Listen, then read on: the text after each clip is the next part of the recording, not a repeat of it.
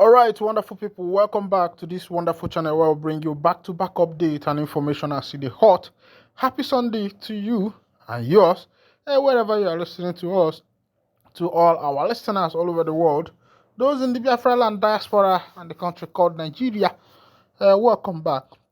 And I say happy Sunday to you once again.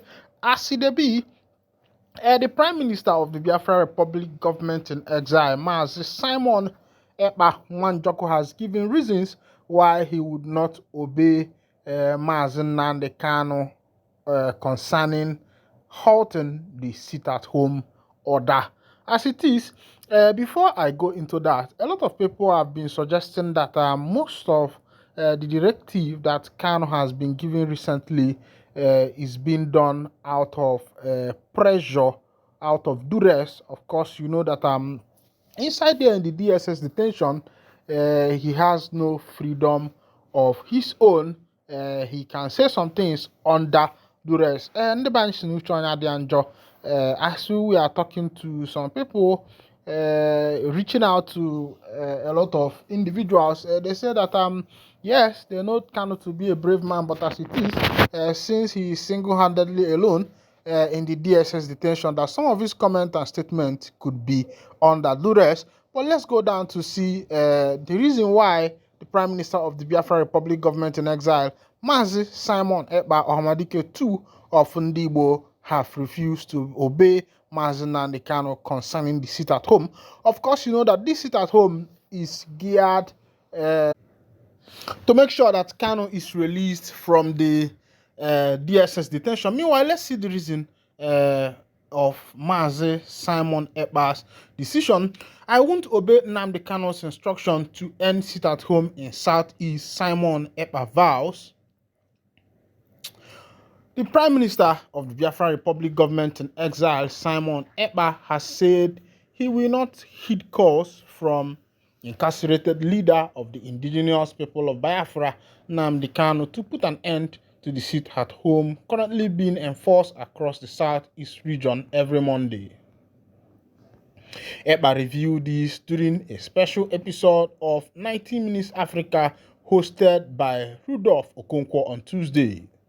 I won't listen to Nnamdi Kanu's instruction to end sit-at-home, the Finland-based pro-Biafra agitator stated.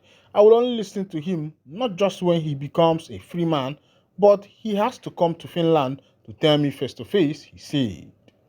In July 2023, the detained leader of the indigenous people of Biafra, Mazi Nnamdi Kanu, in a letter read to the media by his special counsel Aloy Ejimako, instructed Simon Ekpa to desist from calling any sit-at-home forthwith. The IPOB leader further stated that anyone who continues the enforcement of the sit-at-home in the Southeast is not his disciple. However, the Prime Minister of the Biafra Republic government in exile said that the only condition for him to listen to such an instruction is that Nnamdi Kanu has to come to Finland and sit one-on-one with him.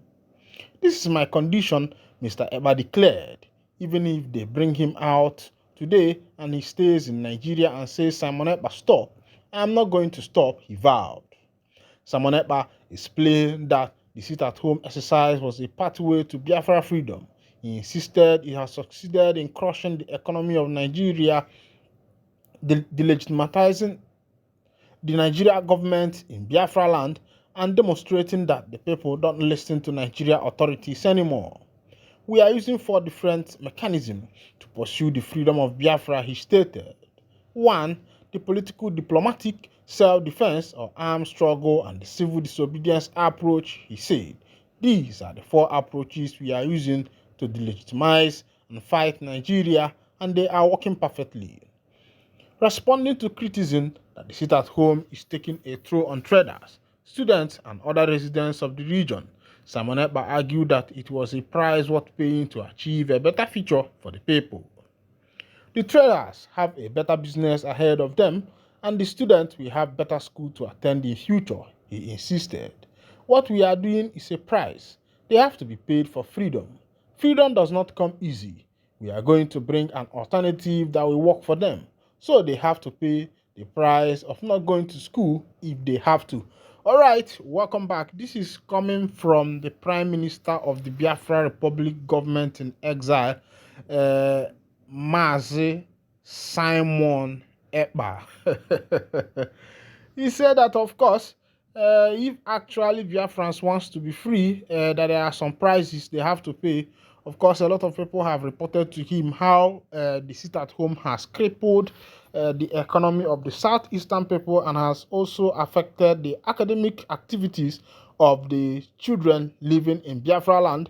And in response to that, Ekpa said that that freedom does not come easily, that it comes with a price, that the people must pay price now for a better future.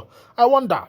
Another information, Ejimako recalled how the UN Rights Council Working Group directed Buhari's government to release Kanu and compensate him in July 2022. On Saturday, the leader of the indigenous people of Biafra, IPOB, Nnamdi Kanu's lead counsel, Aloy Ejimako, urged President Bola Tinubu not to dishonor the United Nations UN like ex-President Muhammadu Buhari. Ejimako recalled how the UN Rights Council Working Group directed Buhari's government to release Kanu and compensate him in July 2022. He disclosed that Kanu's case has moved from legal to political, hence the need for Tinubu to release Kanu. In a statement he signed, Ejimako said in July 2022, the United Nations Human Rights Council, through a landmark opinion issued by its working group, directed the Buhari-led government of Nigeria to free Mazi Nnamdi Kanu and accord him a pathway to compensation of his infamous extraordinary rendition from Kenya to Nigeria in June 2021. The 17-page opinion in its disposition or conclusion states that the working group considered that, taking into account all the circumstances of the case, the appropriate remedy would be for the government of Nigeria to release Mr. Kanu immediately and accord him an enforceable right to compensation and other reparations in accordance with international laws. As a background, the working group of the United Nations Human Rights Council, in a quasi-judicial body that has the legal mandate of the United Nations to receive and adjudicate human rights petition against member nations of the UN. Accordingly, its decision, diplomatically called opinion, are legally binding on all members of nations of United Nations, including Nigeria. In addition to Nigeria being a bona fide member of the United Nations, this very UN decision on Mazi Nnamdi Kanu is primarily predicated on the International Covenant on Civil and Political Rights and the Universal Declaration of Human Rights, by which Nigeria is all right, my people. All those English, those big grammar where you see there, Mazi Nnamdi Kanu's legal counsel, Aloy Ejimako, is trying to let the Nigerian government know that they are bona fide signatory to United Nations law, and that a nation who is a bona fide signatory to such a law should be law-abiding.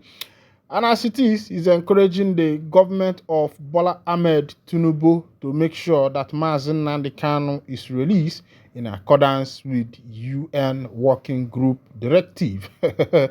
But of course, you know, black man know they hear the country where we say we find ourselves, now where the government themselves, now for the government themselves, there, now where they share the money, all the allocation, where did they come from one state to another, looking at what the particular government is doing with it is what we cannot able to place our finger on.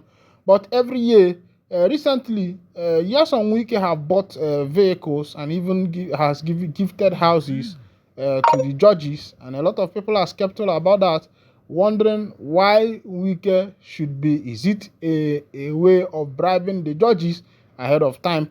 But of course, you know that if the present government could bought the election as the news spread, everybody had it. Don't say that I'm the one that is saying it. Of course, you know when the thing happened by the man, what do they call Yakub then?